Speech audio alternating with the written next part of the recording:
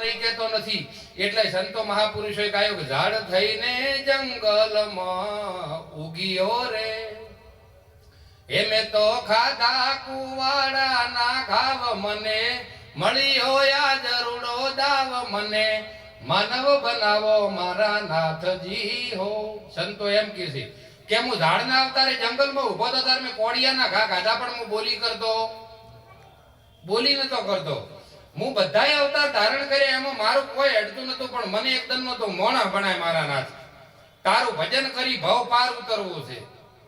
મોણા બનાવ્યો એટલે પાછો મોણા રહી કર્યો નહીં, એટલે આપણે કેવું પડે કે મોણા થઈ જા, મોણા થઈ જા. ભેહને કોઈ દાડો કીધું કે તું ભેહ થઈ જાય એમ? ઈ તો ઈ છે જ, ઈ તો ઈ માલ્યા ઈ રહેશે, પણ આપે દેશ ઈ માલ્યા રહેતા, આપે દેશ ઈ માલ્યા રહી કરતા નથી ને, એટલે આખું જગત દુખી છે.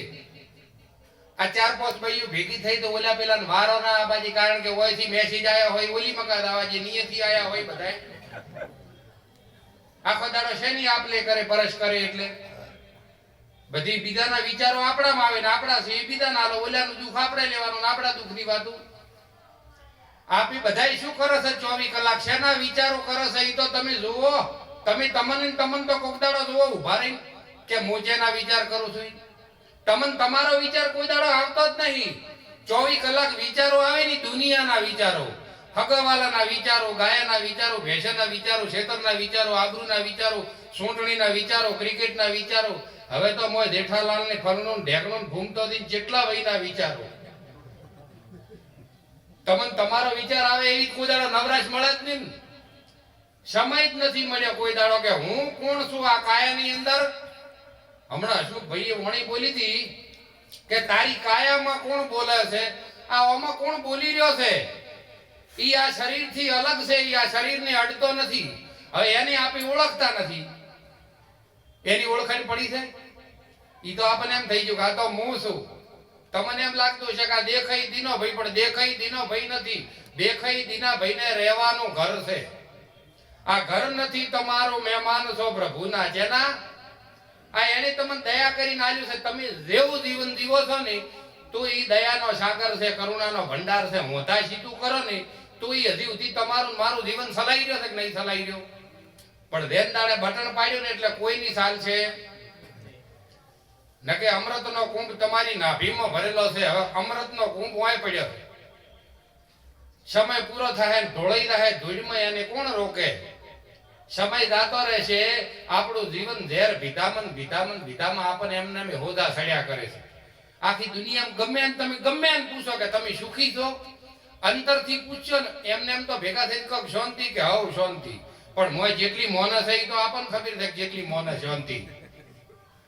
દુખી છે કે નહીં?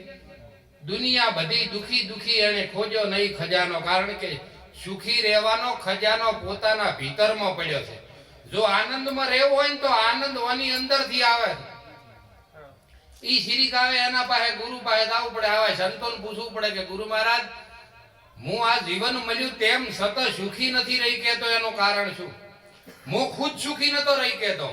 બધું મળ્યું તો ગાડીઓ હતી, બંગલો બનાવ્યો, હેરતા 10-15 ગાવડે ભેગો કર્યો, જમી હેરતી, આવકે હેરતી આવે, છોકરાએ જબર રૂપાળો, બૈરે હેરતા, પણ સુખ નતું.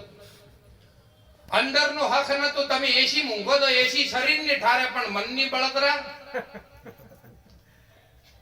એસી તમારા શરીરની ઠારે, પણ મનની બળતરા થોડો એસી ઠારે. એના માટે તો કોઈક દેશી મળી જાય ને, એના માટે કોઈક દેશી મળી જાય ને સદગુરુ, તો લેર આવી જાય, ઢાઢો એમ કરી નાખે શીતળ દેવું. પછી ખરા તાપમાં ઊંઝા હોય ને તો શરીર પરસેવો વળે, પણ અંદર બળતરા ના હોય. અંદર તો બરફ ગોળ શીતળ દેવું પડ્યું હોય. એમ ઈ સંત બડે પરમારથી શીતલ વાકો અંગ, કપત બુઝાવે ઓરન કી ઓર દે દે અપના રંગ. અમન તો ઢાઢો એમ ગુરુએ કર્યું. હવે અમે કોકને ઠરવું હોય ને તો અમે કોકને ઠારવ. એવી ગુરુની દયાશી છે, એવી ગુરુની કૃપાશી છે. જીવનમાં 8 પોર ને 32 ઘડી આનંદ. ઓમાં આનંદ ઓછો જ ના થાય. કારણ કે અમે શરીરમાં રહેતા નથી. હું શરીર છું એવો ભાવ છૂટી ગયો. ચિયો ભગવાન તમારું જીવન ચલાવે છે? કોઈ શંકર ભગવાન સલવે છે, કૃષ્ણ ભગવાન સલવે છે, રોમોપીર સલવે છે, કે કોઈ માતાયું સલવે છે?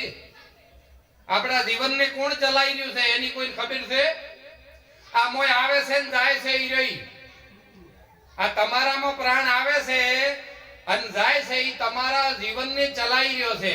જો ઈ રહી બંધ થઈ ગયો તો દુનિયાના કોઈ દેવ તમારું કોઈ જીવન ચાલુ નહીં કરી કે છે. ઈ આપણામાં હેડેની વામન સ્વરૂપ છે એનું નોનું, અને જગતમાં હેડેની એનું વિરાટ સ્વરૂપ છે. એવી કોઈ જગ્યા નથી જે તમે જઈને ઉભા રહો એટલે તમારો હા ના આવે. કોઈ એવી જગ્યા ખરી કે જે પરમાત્મા ના હોય? કોઈ જગ્યા એવી ખરી કે તમે અહીંયા તમને અકળામણ થવા માટે? ઈ તો મોય જોતું છે ને અમેરિકા જોતું છે ને ગમે એ દેશમાં જોતું ઈ પરમાત્મા સર્વત્ર અત્ર તત્ર સર્વત્ર પરમાત્મા કે મારા વિનાની કોઈ જગ્યા ખાલી છે જ નહીં કે જે હું ના હું. હવે ઈ ભગવાનની આપણને ખબર નહીં એટલે આપણને તો આ દુનિયાએ દેવો દેખાડ્યા, ભગવાન દેખાડ્યા, માતાઓ દેખાડી, એને આપી 24 કલાક પૂજા કરે.